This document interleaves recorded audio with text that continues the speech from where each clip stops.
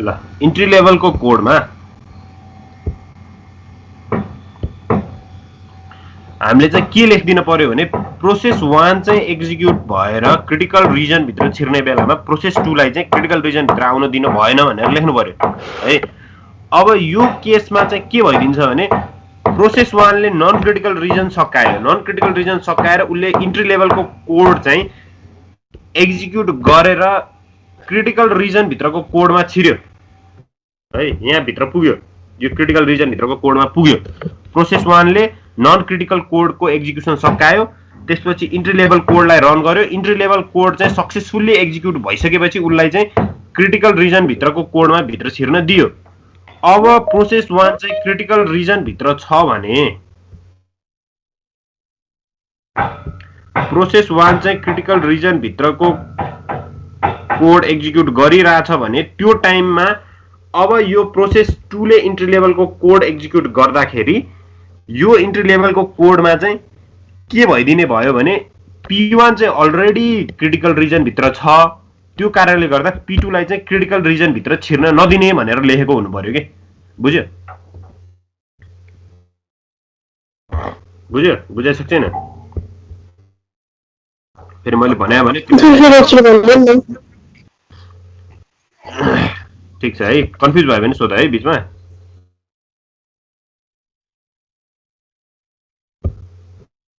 अब यो प्रोसेस 1 र प्रोसेस 2 को इन्ट्री लेभलको कोडहरु एक्जिक्युट हुनलाई कोड चाहिँ हामीले कसरी लेख्दिएको हुनु पर्यो भने यदि एउटा प्रोसेस चाहिँ क्रिटिकल कोड अथवा क्रिटिकल रिजन भित्रको कोड चाहिँ एक्जिक्युट गरिरहेछ भने सेम टाइममा हामीले अर्को प्रोसेसलाई चाहिँ क्रिटिकल रिजन भित्र जान नदिने भनेर लेख्नु पर्यो। अब त्यो रन भएर यसले क्रिटिकल रिजन भित्रको कोड एक्जिक्युट गरिसकेपछि अनि हामीले एक्जिट लेभलको कोड पनि लेखिदिनु पर्यो यता। अब काम सक्यो, काम सकिसकेपछि हामीले नेक्स्ट प्रोसेसलाई चाहिँ नेक्स्ट प्रोसेसलाई चाहिँ क्रिटिकल रिजन भित्र आउन दिन मिल्छ भनेर अर्को कोड लेखिदिनु पर्यो है। ठीक छ यतिसम्म।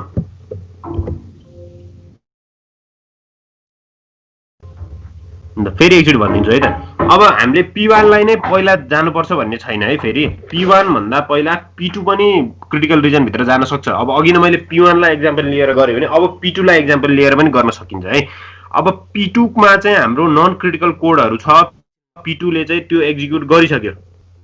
P2 को नन क्रिटिकल कोडहरु चाहिँ P2 ले एक्जिक्युट गरिसकेर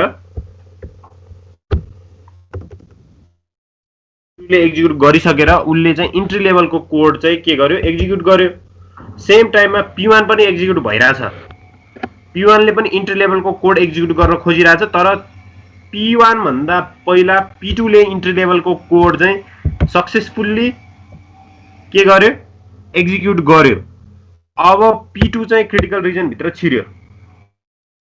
P2 क्रिटिकल रिजन भित्र छिरेर कोड एक्जिक्युट गर्न थालिसकेपछि अब यो P1 को इन्ट्री लेभल कोडले चाहिँ के भनिदिन्छ भने P2 चाहिँ अलरेडी क्रिटिकल रिजन भित्र छ, त्यो कारणले गर्दा P1 चाहिँ क्रिटिकल रिजन भित्र जान पाउँदैनस् भनेर भनिदिन्छ के।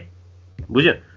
P2 अलरेडी क्रिटिकल रिजन भित्र छ, क्रिटिकल कोड अलरेडी यसले रन गरिरहेछ, इन्ट्री लेभल कोड एक्जिक्युट गरिसकेर, त्यो कारणले गर्दा तैले चाहिँ भित्र जान पाउँदैनस् भनेर भनिदिन्छ P1 लाई। अब त्यसपछि यो P2 को क्रिटिकल रिजन को कोड एक्जिक्युट भइसकेपछि उले एक्जिट लेभल कोड रन गरिदिन्छ। एक्जिट लेभल कोड रन गरिदिसकेपछि P2 ले के भन्छ क्रिटिकल रिजन भित्रको मेरो काम सक्यो भनेर भन्दैपछि त्यसपछि P1 को इन्ट्री लेभल कोडले P1 लाई क्रिटिकल रिजन भित्र जान दिन्छ है। P1 ले क्रिटिकल रिजन भित्र त्यसपछि मात्रै जान दियो यो P1 लाई।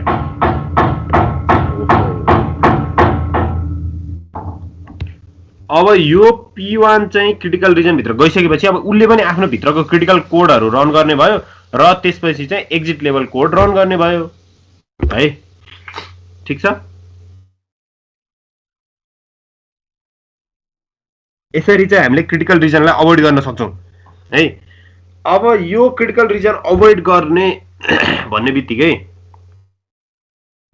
अब यसमा चाहिँ हामीले डिफ्रेन्ट प्रोसेसहरू पढ्दै जान्छौँ है, कसरी चाहिँ हुन्छ यो कामहरू भनेर। त्यसमा चाहिँ अब एउटा कुरा मात्र हुँदैन। अब यसमा चाहिँ सिङ्क्रोनाइजेसन नै हो यो। अब यो म्युचुअल के थियो, क्रिटिकल रिजन अभोइड भनेको चाहिँ क्रिटिकल रिजनलाई अभोइड गर्ने बित्तिकै हामीले सिङ्क्रोनाइजेसनलाई चाहिँ अगाडि लगिरहेछौँ भन्ने कुरा हो नि त। यो सिङ्क्रोनाइज भइरहेछ। अब सिङ्क्रोनाइज कसरी भइरहेछ त, P1लाई एक्जिक्युट गर्न दिएपछि मात्र P2लाई एक्जिक्युट गर्न दियौँ, अथवा P2लाई एक्जिक्युट गर्न दिइसकेपछि मात्रै P1लाई एक्जिक्युट गर्न दियौँ। सेम टाइममा कोलोइजन भएन, भेरिएबलहरूको कोलोइजन भएन, किनभने दुईटै टाइममा एकैचोटि जुँदैन नि त काम, होइन। क्रिटिकल रिजनको काम चाहिँ बिचमा एकैचोटि जुँदैन भन्ने बित्तिकै अब यसमा चाहिँ सिङ्क्रोनाइजेसन हुन थाल्यो भन्ने कुरा बुझ्नु पर्यो। सिङ्क्रोनाइज हुनलाई अब डिफ्रेन्ट यसमा प्रोसेसहरू छ। म्युचुअल एक्सक्लुसनहरू पढ्छौँ हामीले, लक भेरिएबलहरू पढ्छौँ, होइन, टिएसएलहरू पढ्छौँ, सिमाफोर्सहरू भन्ने छ। यो सबैहरू चाहिँ यसको यो सिङ्क्रोनाइजेसनलाई सिङ्क्रोनाइज गर्नको लागि चाहिँ लेखिएको मेथड्सहरू भयो। अब तिमीहरूले चाहिँ अरूले लेखेकै मेथडहरू युज गर्नुपर्छ भन्ने पनि छैन है, अरूले लेखेको मेथडहरू युज गर्नुपर्छ भन्ने छैन। अब अरूले लेखेको मेथड युज नगर्ने हो भने तिमीहरूले आफूले मेथडहरू बनाउनु पर्यो है। आफूले मेथडहरू बनाउनु पनि गाह्रो चाहिँ छैन यसमा है। अब गाह्रो छैन भन्दा फेरि अप्ठ्यारै होला, तर कसरी बनाउने त, त्यो हामीले सिङ्क्रोनाइज गर्ने कन्डिसनहरू, रुलहरू चाहिँ मेथडहरू जेनेरेट गर्दाखेरि यो 4-5 वटा रुलहरू फलो गर्नुपर्छ।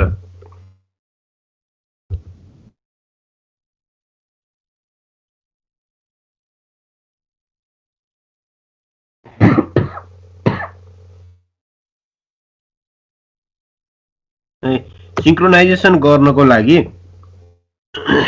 के मेकानिजमहरू छ त, के फलो गर्नु पर्यो त, रुलहरू के फलो गर्न सक्छौँ त हामीले सिङ्क्रोनाइजेसनको लागि है। अब यसमा जहिले पनि हामीले 4 वटा कन्डिसनहरू छ।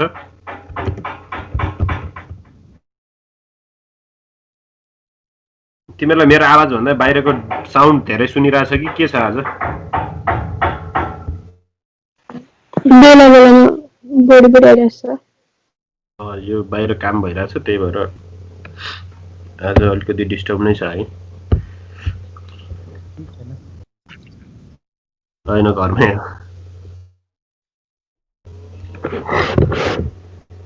ल ठिकै छ।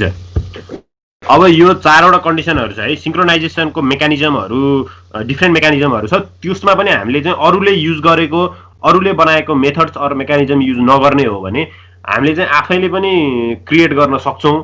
तर त्यो क्रिएट गर्दा हामीले 4 वटा कन्डिसन अथवा 4 वटा रुलहरू फलो गर्नु पर्यो है। अब फर्स्टमा के आउँछ त भन्दा एकदम प्राइमरी यो रुल फलो गर्नुपर्ने रुल भनेको चाहिँ म्युचुअल एक्सक्लुसन भन्छ। म्युचुअल एक्सक्लुसन भन्छ है। सेकेन्डमा छ प्रोग्रेस भन्छ है। म्युचुअल एक्सक्लुसन भन्छ, प्रोग्रेस भन्छ, अर्को भन्छ बाउन्डेड वेट भन्छ,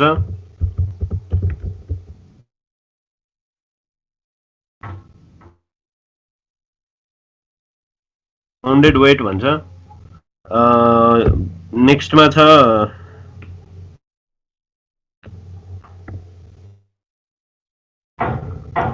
यसमा नो एजम्पसन्स,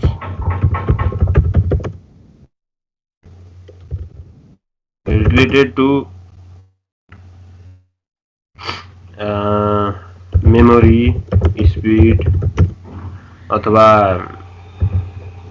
हार्डवेयर नेटवर्क है।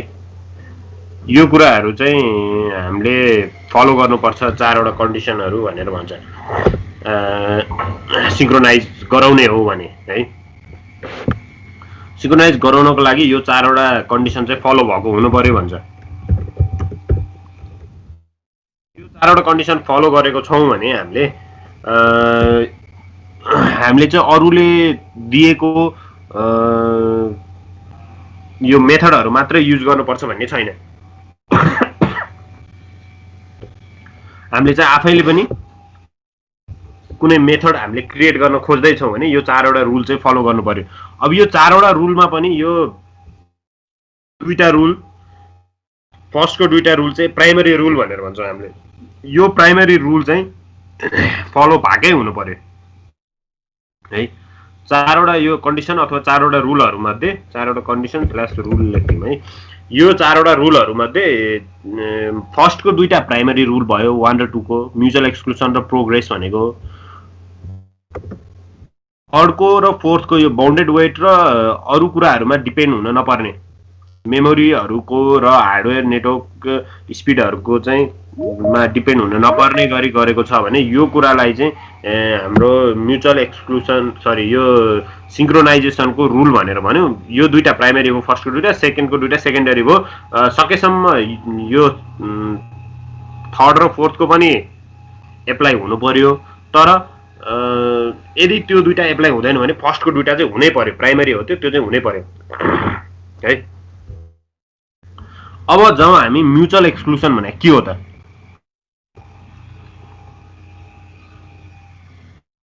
म्युचुअल एक्सक्लुसन भनेको के हो भने अघि भर्खरै हामीले how to avoid critical regions भनेर पढ्यौं नि। हाउ टु अभोइड क्रिटिकल रिजनमा हामीले म्युचुअल एक्सक्लुसनको कुरा पनि गर्यौं। म्युचुअल एक्सक्लुसन भनेको के हो भने एउटाले कुनै पनि भेरिएबल अथवा भ्यालु शेयर गरिरहेको छ अथवा त्यो डेटा मोडिफाई गरिरहेको छ भने, जस्तो कि अघि न प्रोसेस 1 ले चाहिँ के गरिरहेको थियो? भेरिएबल शेयर गरिरहेको थियो। भेरिएबलमा चाहिँ उसले यो एक्जिक्युट गरिरहेको थियो हैन। प्रोसेस 1 ले चाहिँ यो एक्जिक्युट गरिरहेको थियो क्रिटिकल कोड भित्र। यो क्रिटिकल कोड भित्र उसले एक्जिक्युट गरेर भ्यालुहरुको चाहिँ उसले भ्यालु चाहिँ के गरिरहेको थियो? त्यो भेरिएबलको भ्यालु चाहिँ उसले युज गरिरहेको थियो। त्यो युज गरिरहेको टाइममा त भेरिएबलको भ्यालु डिफरेन्ट आउन सक्यो। यसरी अल्टर भइरहेको बेलामा चाहिँ भ्यालुहरु अल्टर भइरहेको टाइममा चाहिँ अर्को कुनै प्रोसेसलाई चाहिँ त्यो प्रोसेस भित्र आउन नदिने। हामीले यहाँ इन्ट्री लेभल कोडले अघि न त्यही काम गरेका थियौ नि। हो, यो इन्ट्री लेभल कोडले चाहिँ के गरेको थियो? क्रिटिकल रिजन भित्र आउनलाई अर्को कुनै प्रोसेसलाई रोकिरहेको थियो, किनभने प्रोसेस 1 चाहिँ क्रिटिकल रिजन भित्र थियो। हो, कुनै पनि भ्यालु उसले चाहिँ युज गरिरहेको थियो। त्यो टाइममा चाहिँ प्रोसेस 2 लाई चाहिँ क्रिटिकल रिजन भित्र आउन दिएन है। आउन नदिनु नै म्युचुअल एक्सक्लुसन हो। यसले चाहिँ अब के गर्यो त? अघि नै हामीले क्रिटिकल रिजनलाई अभोइड गर्ने बेलामा चाहिँ हाम्रो सिंक्रोनाइजेसनको प्राइमरी रुल फलो भएको रहेछ। अभियसली फलो भएर रहेछ, किनभने यो टाइममा चाहिँ म्युचुअल एक्सक्लुसन भइरहेको रहेछ। म्युचुअल एक्सक्लुसन भनेको के रहेछ त? एउटा कुनै पनि प्रोसेस चाहिँ क्रिटिकल रिजन भित्र रन भइरहेछ अथवा त्यसले चाहिँ शेयर गरेको डेटा अथवा भेरिएबल भ्यालु जे पनि छ त्यसलाई चाहिँ युज गरिरहेको छ भने एट द सेम टाइम चाहिँ अर्को कुनै प्रोसेसलाई चाहिँ क्रिटिकल रिजन भित्र आउन दिएन अथवा शेयर गरेको डेटा चाहिँ युज गर्न दिएन भने चाहिँ त्यस्तो कन्डिसनलाई चाहिँ हामीले म्युचुअल एक्सक्लुसन भन्छौं। बुझ्यो कि बुझेन? म्युचुअल एक्सक्लुसन भनेको अघि न जे कुरा मैले त्यो हाउ टु अभोइड क्रिटिकल रिजनमा भनेको थिएँ त्यही नै कुरा हो। त्यो कुरामा हामीले प्रोसेस वाइज गयौं। अब यसमा चाहिँ एकैचोटी सिमल्टेनियस एक्सेसलाई चाहिँ ब्लक गर्ने भनेर भन्दा नि हुन्छ। सिमल्टेनियस एक्सेस भनेको चाहिँ दुईटै प्रोसेसले एकैचोटी सेम भेरिएबललाई चाहिँ एक्सेस गर्ने कुरालाई चाहिँ जब हामीले प्रिभेन्ट गर्छौं, ब्लक गर्छौं, त्यहाँनेर रोक्दिन्छौं, त्यस्तो पिस अफ कोड है, इन्ट्री लेभल कोड भनेको थियो नि, त्यस्तो पिस अफ कोड अथवा त्यस्तो थ्रेड जसले चाहिँ शेयर्ड रिसोर्सेसहरुलाई चाहिँ दुईटा प्रोसेसहरुले एकैचोटी एक्सेस गर्न खोज्दाखेरि चाहिँ रोक्छ है, प्रिभेन्ट गर्छ। त्यसलाई चाहिँ हामीले म्युचुअल एक्सक्लुसन भनेर भन्छौं है। बुझ्यो? म्युचुअल एक्सक्लुसन भनेको चाहिँ यही हो। एउटाले चाहिँ एउटा प्रोसेस रन भइरहँदाखेरि र त्यसले चाहिँ शेयर गरेको भ्यालु एन्ड भेरिएबलहरु युज गरिरहँदाखेरि कुनै पनि अर्को प्रोसेसलाई चाहिँ सेम भेरिएबल र भ्यालु युज गर्न नदिने, त्यो कन्डिसनलाई हामीले म्युचुअल एक्सक्लुसन भन्छौं है। म्युचुअल एक्सक्लुसन भनेको त्यस्तो भास्ट छैन। जेनरली के बुझ्दा भयो भने तिमीहरूले चाहिँ बाहिरबाट कुनै पनि प्रोसेसलाई चाहिँ क्रिटिकल रिजन अथवा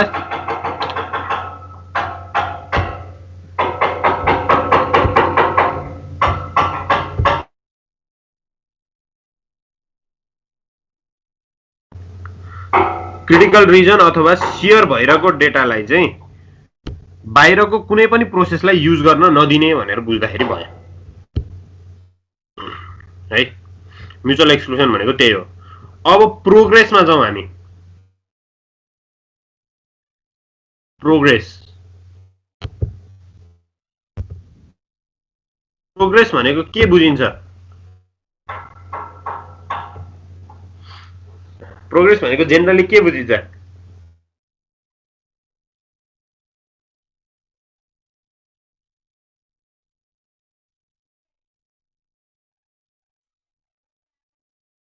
कसले भन्छ प्रोग्रेस भनेको के हो? मिनिङ भन न।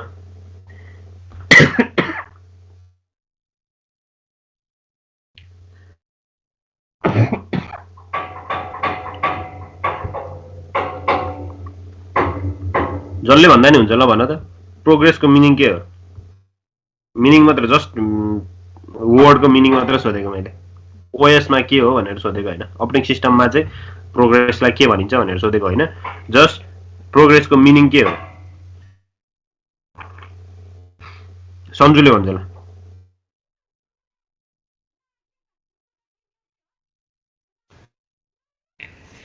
प्रोग्रेसको मतलब कुनै चिजमा प्रोग्रेस गरिरहेको छ, मतलब हामीले कुनै प्रोग्राम बनाउँदैछ, अब त्यसमा केही इम्प्रुभमेन्ट आउनलाई नै प्रोग्रेस भनिन्छ। प्रोग्रेस भनेको अगाडि बढ्नु भनेर भन्दा नि भयो होइन? हजुर। ल ठिक छ। अब यो हामीले अपरेटिङ सिस्टममा चाहिँ यो प्रोग्रेस भनेको चाहिँ अब हामीले त सिङ्क्रोनाइजेसनको मेथड अथवा रुल भनेर भनिरहेछौँ होइन? यो त हाम्रो चाहिँ 4वटा कन्डिसन मध्येको सेकेन्ड कन्डिसन भयो। अब यो कन्डिसनमा अब यहाँ हेरौँ है त, यो P1 भन्ने कोड चाहिँ क्रिटिकल रिजनभित्र छिरिरहेछ नि। यहाँ क्रिटिकल रिजनभित्रको काम गरिरहेछ, इन्ट्री लेभल कोड एक्जिक्युट गर्यो, क्रिटिकल रिजनभित्र छिर्यो। अब यो क्रिटिकल रिजनबाट बाहिर निस्क्यो, एक्जिट लेभल कोड रन गर्यो, P1 चाहिँ एक्जिट भयो क्रिटिकल रिजनबाट। अब के गर्छ त्यो टाइममा त P2 ले चाहिँ भित्र छिर्न खोज्छ नि त होइन? P2 भित्र छिर्न खोज्छ P1 नभएको टाइममा। P1 एन्ड P2 दुईटा प्रोसेसहरू छ। P1 चाहिँ क्रिटिकल रिजनभित्र छ।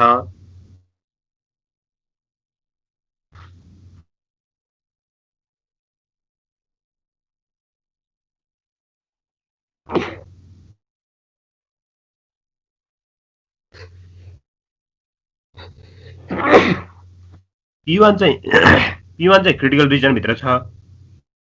सेम टाइममा P2 त भित्र छिर्न पाउँदैन। त्यो भएपछि के हुन्छ भने P1 ले चाहिँ क्रिटिकल रिजनभित्रको काम सकाएर बाहिर निस्किन्छ। P1 बाहिर निस्किसकेपछि P2 ले चाहिँ के गर्छ त, अब क्रिटिकल रिजनभित्र छिर्नलाई ट्राई गर्छ। क्रिटिकल रिजनभित्रको काम त गर्नु पर्यो उसले पनि। अब P2 क्रिटिकल रिजनभित्र छिर्नलाई ट्राई गर्दा गर्दै फेरि P1 आफै क्रिटिकल रिजनभित्र गइदियो है। याद गर है यो कुरा। P2 चाहिँ क्रिटिकल रिजनभित्र छिर्न खोज्दै थियो, त्यो टाइममा P1 ले चाहिँ के गर्दियो, P2 लाई फेरि आउन नदिकन फेरि P1 आफै क्रिटिकल रिजनभित्र गयो। P1 ले चाहिँ क्रिटिकल रिजनभित्रको काम फेरि गर्यो भन्ने बित्तिकै P2 त जान पाएन।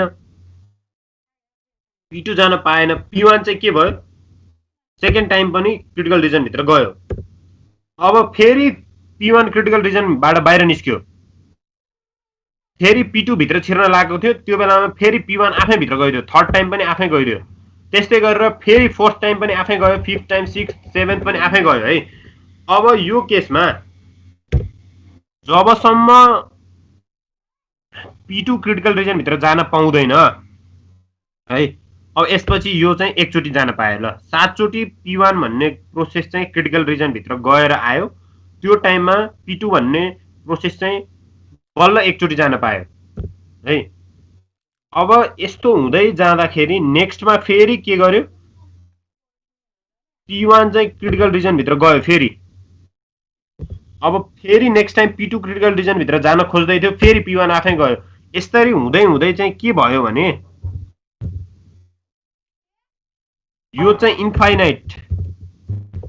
इन्फाइनाइट सम्म चाहिँ गयो P1 चाहिँ जहिले पनि आफै क्रिटिकल रिजन भित्र गयो P2 लाई चाहिँ जानै दिएन यस्तो केस चाहिँ हुन भएन है यो केस चाहिँ हुन भएन P1 चाहिँ एकदम म्याक्सिमम टाइम्स क्रिटिकल रिजन भित्र जाने काम गर्ने P2 लाई चाहिँ चान्स नै नदिने हैन यो भनेको तिमीहरुले स्टारभेसन एन्ड डेडलक भन्ने कुरा पढ्छौ पछि त्यो कुरामा आउँछ यो भनेको P2 भन्ने प्रोसेस चाहिँ अब स्टार भयो स्टार भनेको स्टारभेसन भयो उले खान पाएन स्टारभेसन भने खान नपाउनु हो नि हैन कुपोषण लाग्नु भने जस्तो P2 भन्ने चाहिँ स्टार भयो अब स्टार भन्ने बित्तिकै उले चाहिँ आफूले रन गर्न पर्ने प्रोसेस रनै गर्न पाएन प्रोसेस 2 ले आफूले प्रोसेस भित्र रन गर्नुपर्ने डिफरेन्ट थ्रेड्सहरु थियो होला त्यो कुनै पनि रन गर्न पाएन रन गर्न नपाएपछि हाम्रो प्रोग्रामको केही मतलब भएन हामीले लेखेको प्रोग्रामले केही मतलब माइने राख्यो त राखेन किनभने हाम्रो प्रोग्राम रन हुनलाई त त्यो भित्रको इच एन्ड एभ्री प्रोसेसहरु त सबै एक्जिक्युट हुनु पर्यो नि त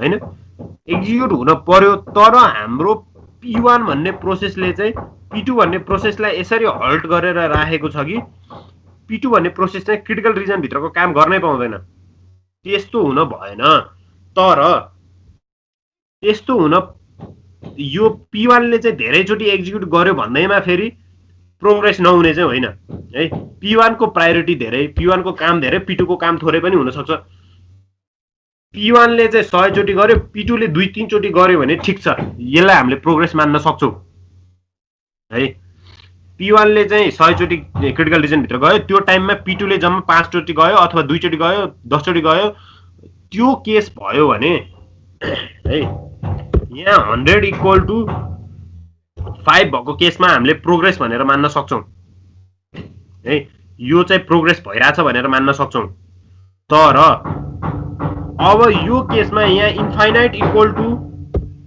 2 छ अथवा 5 छ भने यो केसलाई चाहिँ हामीले स्टारभेसन भनेर भन्छौं इन्फाइनाइट भनेको त अब म्याक्सिमम भयो नि त हैन P1 ले चाहिँ सधैं P1 ले मात्र एक्जिक्युट गरिरहेछ P2 ले जम्मा 2 चोटी गर्न पाए भनेपछि त P2 को काम त कम्प्लिट हुँदै नहुने भयो किनभने P1 इन्फाइनाइट भनेको त तिम्रो थाउजन्ड्स मिलियन्स कति अब हैन त्यति चोटी चाहिँ इन्फाइनाइट टाइम्स चाहिँ P1 ले एक्जिक्युट गरिसक्यो P2 चाहिँ जानै पाएन भनेपछि P2 को त प्रोग्रेसै नहुने भयो यस्तो केस चाहिँ हुन भएन तर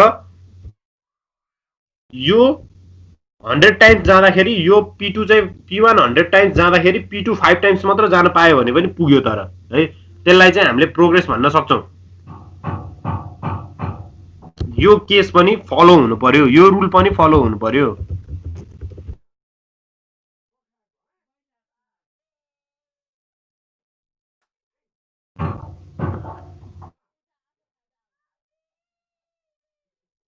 है यो केस पनि फलो हुनु पर्यो दुईटैको प्रोग्रेस एकैचोटी हुनु पर्यो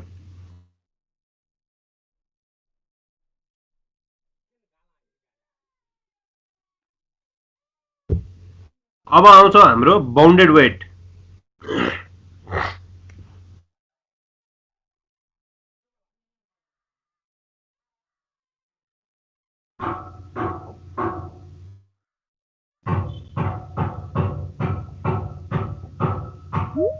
बाउन्डेड वेट भन्नाले चाहिँ के बुझिन्छ त भने अब एउटा प्रोसेस चाहिँ क्रिटिकल रिजन भित्र जाँदाखेरि अर्कोलाई चाहिँ कति टाइम वेट गराउने त हैन एउटा क्रिटिकल रिजन भित्र छ भने अर्को प्रोसेसलाई त क्रिटिकल रिजन भित्र जान दिदैन क्रिटिकल रिजन भित्र जान नदिने भन्ने बित्तिकै के हुन्छ उले चाहिँ वेट गर्नु पर्यो वेट गराउँदाखेरि चाहिँ कति टाइम चाहिँ वेट गराउने त नम्बर अफ टाइम्स चाहिँ कति हुन्छ त वेट गर्ने टाइम क्रिटिकल सेक्सन अथवा क्रिटिकल रिजन भित्र छिर्नलाई अब मानौ P2 ले रिक्वेस्ट गर्यो त्यहाँ भित्र जानलाई P1 चाहिँ अलरेडी क्रिटिकल रिजन भित्र छ अब उलाई चाहिँ कति टाइम वेट गराउने त है यो केसमा पनि P2 लाई सधैं वेट गराइरहने P1 मात्रै चाहिँ क्रिटिकल रिजनमा गइरहने हुन चाहिँ भएन फेरि त्यो भयो भने प्रोग्रेस हुँदैन प्रोग्रेस नभएपछि बाउन्डेड वेटिङको टाइम चाहिँ बढी हुने भयो हैन वेटिङ टाइम पनि त्यसरी बढी राख्न मिलेन त्यो सँगसँगै प्रोग्रेस पनि हुन पर्यो त्यो सँगसँगै म्युचुअल एक्सक्लुसन पनि हुन पर्यो है यो सबै रुल फलो गर्छ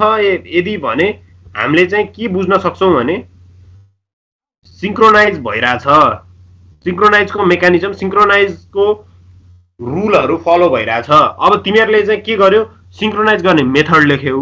मेथड लेख्दाखेरि चाहिँ के गर्यौ त भने दुईटै प्रोसेसलाई चाहिँ एकैचोटि चाहिँ क्रिटिकल रिजनभित्र आउन दियो भने त यो फर्स्टको रुलै फलो भएन नि त।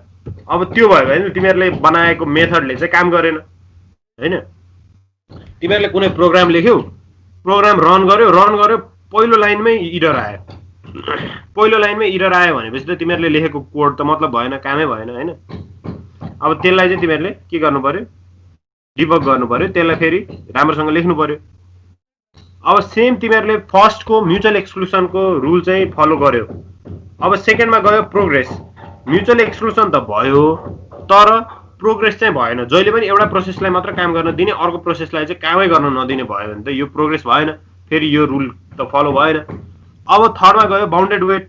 बाउन्डेड वेट भनेको एउटालाई मात्र काम गर्न दिँदाखेरि अर्कोलाई चाहिँ धेरै टाइम वेट गराउने होइन, वेट गराउने, उसले रिक्वेस्ट गरेको चाहिँ उसको रिक्वेस्ट चाहिँ अलाउ नगर्ने, यस्तो भयो भने पनि फलो भएन। अब यो no assumptions related to memory speed hardware and network भने चाहिँ no assumptions related to memory speed hardware and network भनेको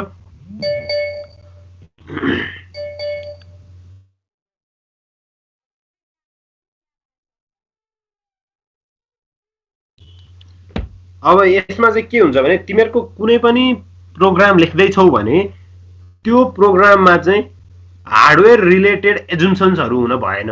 तिमीहरूले प्रोग्राम बनाउँदैछौ कुनै, म चाहिँ यस्तो टाइपको प्रोग्राम लेख्छु कि जसले गर्दाखेरि चाहिँ मेरो प्रोग्राम रन हुनको लागि चाहिँ इन्टरनेटको स्पिड यति चाहिन्छ होइन, यो हार्डवेयर चाहिन्छ कम्प्युटरमा भनेर त्यस्तो एजम्पसन्सहरू चाहिँ राख्नु भएन। त्यो एजम्पसन्सहरू राख्ने बित्तिकै तिमीहरूको के हुन्छ, सिंक्रोनाइजेसनलाई चाहिँ इफेक्ट गर्न सक्छ। किन सिंक्रोनाइजेसनलाई इफेक्ट गर्न सक्छ त भने यदि त्यो हार्डवेयर चाहिँ कुनै अर्को प्रोसेस अथवा हामीले के गरिरहेछौँ अहिले सिंगल कोर सिस्टमको बारेमा पढिरहेछौँ। अब यदि तिमीहरूको प्रोग्राम चाहिँ मल्टिकोर सिस्टमको रहेछ भने अथवा त्यो प्रोग्राम चाहिँ मल्टिकोर सिस्टममा रन भइरहेको छ भने के हुने भयो, मल्टिकोर सिस्टममा रन हुने बित्तिकै के हुने भयो, अब हार्डवेयरसँग तिमीहरूको एजम्पसन छ हाम्रो यो हार्डवेयर भन्यो भने सेम टाइममा एउटा प्रोसेसर भयो भने पो तिमीहरूको प्रोसेसरलाई चाहिँ डिभाइड गरेर यो हार्डवेयर यो नेटवर्क यो युज गर्ने भन्ने हुन्छ। अब तिमीहरूको त्यहाँ मल्टिकोर प्रोसेसर हुने बित्तिकै के हुन्छ, मल्टी प्रोसेसर हुने बित्तिकै त्यसमा चाहिँ अब हामीले अहिले जुन सिनारियो पढिरहेछौँ त्यस्तो सिनारियो त अर्को पनि हुने भयो, त्यसले पनि सेम टाइममा सेम रिसोर्सेसहरू युज गरिरहेको हुने भयो। त्यही भएर हार्डवेयर रिलेटेड स्पिड नेटवर्कसँग रिलेटेड एजम्पसन्सहरू चाहिँ हामीले म्युचुअल एक्सक्लुसनको लागि प्रोसेसहरू एक्जिक्युट गर्नलाई जुन मेथड बनाउँछौँ त्यो मेथडमा चाहिँ एप्लिकेबल हुँदैन है। ल यो कुराहरू छ। अब यो कुराहरू फलो भयो भने चाहिँ हाम्रो सिंक्रोनाइजेसन अथवा इन्टर प्रोसेस सिंक्रोनाइजेसनहरू चाहिँ इजिली हुन्छ। अब इन्टर प्रोसेस कम्युनिकेसनको यो सिंक्रोनाइजेसनको पार्टमा यति कुरा बुझिसकेपछि हामीले अब के गर्न सक्छौँ भने म्युचुअल एक्सक्लुसन अचिभ गर्ने कुराहरू प्रोसेसहरू धेरैवटा छ फेरि है। म्युचुअल एक्सक्लुसनमा हामीले एउटालाई अर्कोमा आउन नदिने भनेर भन्यौँ नि। अब त्यो नदिनलाई फेरि कसरी चाहिँ एउटा प्रोसेस रन भइरहेको बेलामा क्रिटिकल रिजनभित्र भएको बेलामा अर्को प्रोसेसलाई आउन नदिने भन्ने पनि डिफ्रेन्ट मेथडहरू छ, फेरि त्यो मेथडहरू पढ्छौँ हामी है। अब यो प्रोसेसभित्रको कुराहरू सिंक्रोनाइजेसनभित्रको कुराहरू चाहिँ तिमीहरूले अगाडिको पार्टमा बुझेको छैन। अब बिचमा गएर हामीले फेरि थ्रेडहरूको बारेमा यो प्रोसेसहरूको बारेमा यो डिफ्रेन्ट म्युचुअल एक्सक्लुसनदेखि लिएर तिमीहरूको टिएसएलहरू लक भेरिएबलहरू सबै पढ्दाखेरि बिचमा गएर मैले थ्रेडहरूले चाहिँ यस्तो यस्तो काम गरेर मात्र यो प्रोसेस चाहिँ एक्जिक्युट हुन्छ भनेर भन्छु।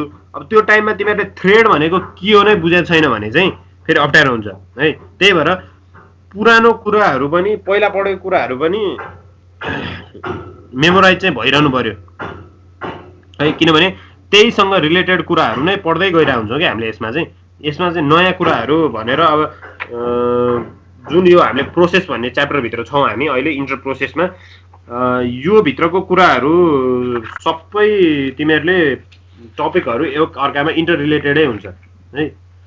अब यो इन्टर प्रोसेस कम्युनिकेसन पछि हाम्रो अर्को सेड्युलिङ भन्ने छ। सेड्युलिङमा चाहिँ तिमीहरूले पढिसकेकै कुराहरू छ धेरै जस्तो। हुन त यो फेरि नै गर्छौँ हामी है। सबै यो हाम्रो पहिला पढेकै के राउन्ड रोबिनहरू, सर्टेस्ट जब फर्स्ट, सर्टेस्ट प्रोसेस फर्स्ट, यस्तो यस्तो कुराहरू छ। योभन्दा यो त अब नेक्स्टको कुरा भइहाल्यो है। त्योभन्दा अगाडि तिमीहरूले जे मेमोराइज चाहिँ गर्नु पर्यो। म एउटा नोट्स तिमीहरूलाई फरवर्ड गरिदिन्छु है, राजुलाई पठाइदिन्छु, राजुले सेयर गरिदियो है। त्यो कुराहरू चाहिँ जे होस् मेन टपिक मेन पोइन्टहरू चाहिँ यो भनेको के हो भन्दाखेरि चाहिँ थाहा हुनु पर्यो है त। ल अनि अर्को कुरा के थियो त्यो मलाई दिएको, मैले फिर्ता अस्ति निर्मललाई पठाइदिन्छु भन्दै थिएँ है राजु, त्यो दिन भ्याएन मैले। आज भोलितिर दिन्छु होला मैले। त्यसमा तर मलाई एउटा दुईवटा कुरा चाहिँ तिमीहरूलाई त्यसमा कमेन्ट लेखिदिएको छु मैले, त्यो हेर्नु पर्यो है।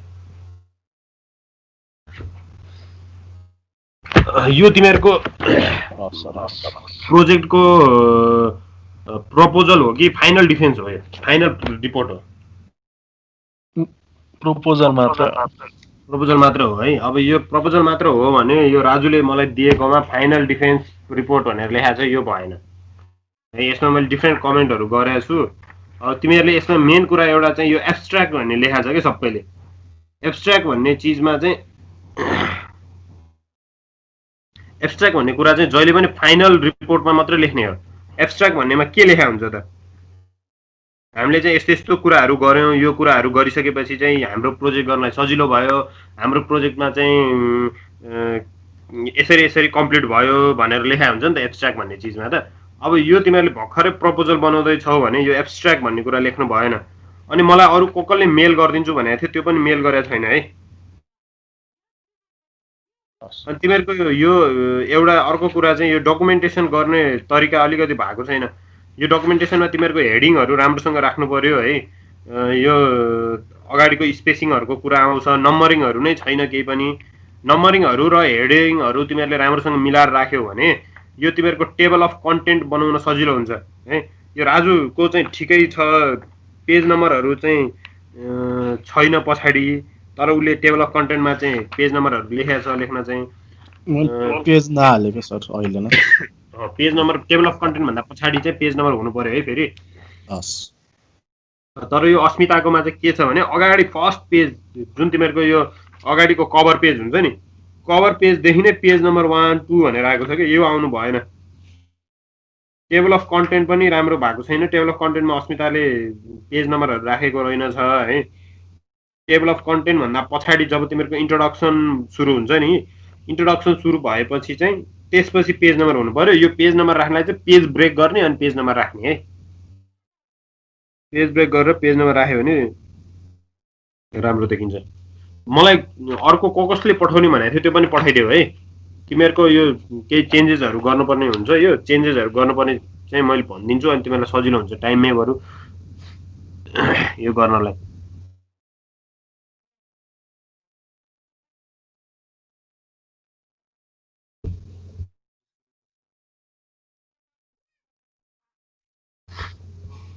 ल एकछिन कसैले लिभ नगर है, एटेन्डेन्स गर्छु। 12 जना 11 जना रहेछ। को छैन आज? सबै छ, सबै यही छ। ए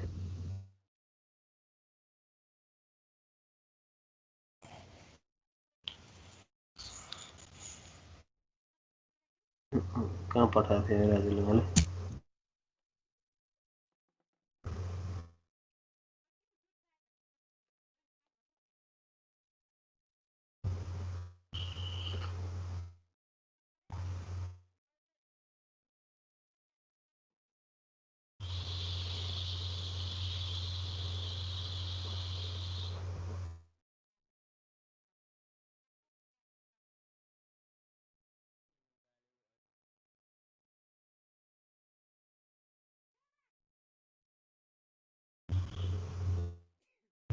यो एटेन्डेन्सको राजुले नयाँ पठाएको हो र मलाई?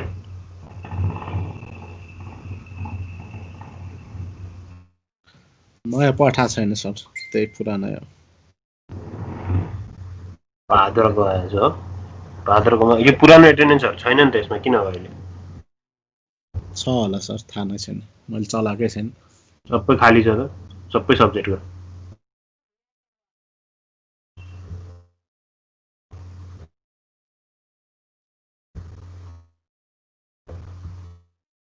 सबै सब्जेक्टको खाली छ त राजु यो त। यसमा सबैजनालाई चेन्ज गर्न दिन त पर्यो होइन, तर ऊ मात्र गर्न दिने राख्यो नि त यसमा, राइट मात्र गर्न दिने राख्यो कि डिलिटहरू चेन्जेसहरू गर्न दिने राख्यो भने फेरि यो त केही पनि छैन अहिले, यसमा सबै खाली छ।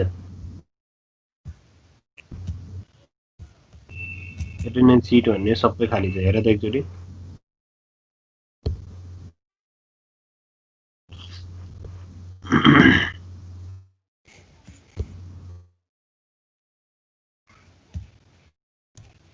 दुईटा रहेछ, एउटामा रहेछ एउटामा रहेनछ ल, दुईटा रहेछ होइन त्यसमा।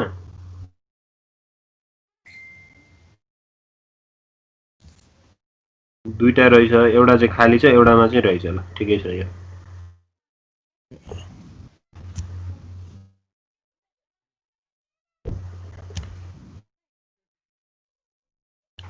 पद 31 को त्यो सबैजना छ त्यसो है? छ सर। गएको होइन।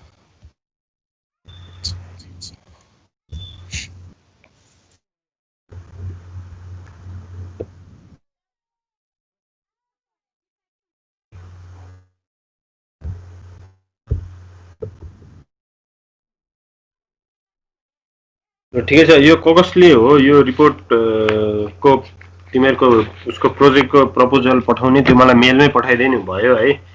यो दुईटा चाहिँ मैले आज भेटेर पठाइदिन्छु निर्मललाई, त्यो पनि चेन्जेस गर्नुपर्छ। तिमीले चेन्जेस गरेर मलाई मेलमै पठाइदिए पनि हुन्छ है राजु, राजु अस्मिता है। सर आजलाई यति गरौँ है त। हस्।